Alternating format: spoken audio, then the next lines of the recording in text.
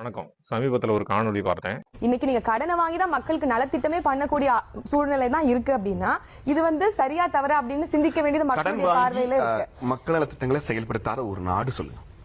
பாலியல் வன்கொடுமைகளை எடுத்துக்கோங்க. அந்த கேள்விக்கு பதில் சொல்லுங்க.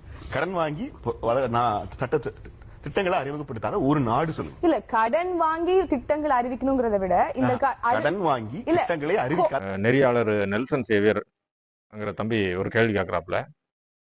எதிர்த்தாப்புல நாம் தமிழ் கட்சியோட தங்கை நாடு கடன் வாங்கி வாங்கி சீரழிவு பாதையில போயிட்டு இருக்குது அப்படிங்கிறத பேசுறாங்க.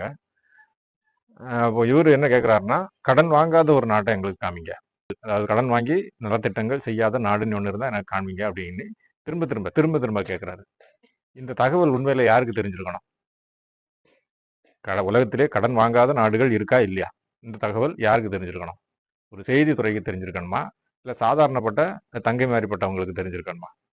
சரி, கடன் வாங்கிய இந்த கடன்கார நாடுகள் தான் உங்களுக்கு வழிகாட்டியா இருக்கணுமா? இது என்ன ஒரு கேட்கறதுக்கு அசிங்கமா இல்லையா உங்களுக்கு? கடன் வாங்கின கடன்கார நாடுகள் தான் உங்களுக்கு வழிகாட்டியா இருக்கணுமா? சரி, உலகத்துல கடன் வாங்காத நாடே இல்லை, கடன் கொடுக்குற இந்த நாடு. அந்த கடன் கொடுக்குற நாடும் கடன் வாங்கி வச்சிருக்காங்க. முட்டாள்தனமா இல்லையா அந்த கேள்வி உங்களுக்கு?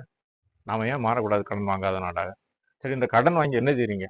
போட்ட ரோடை பேத்து, ஒரு நல்ல ஒழுங்கா இருக்கக்கூடிய ரோடு, ஒழுங்கா இருக்கக்கூடிய சாக்கடை, இதை பேத்து பேத்து தான் போடுறீங்க. போட்ட சாலையை போடுறீங்க, போட்ட பாலங்களை திரும்ப திரும்ப தோண்டி போடுறீங்க. இது ஒரு வளர்ச்சி திட்டமா?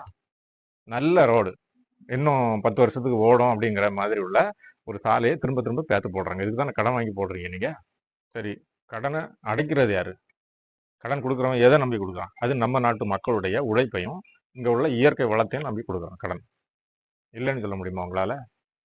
அதாவது ஒரு செய்தி சேனலை ஒருத்தர் பார்க்குறாருன்னா அதில் ஏதாவது அறிவு நிறைந்த ஏதாவது விவாதங்கள் இருக்கும், அறிவான விஷயங்கள் தெரிஞ்சுக்கிடலாம், அறிவு தேடல் நோக்கி உள்ள பேச்சுகள் இருக்கும்.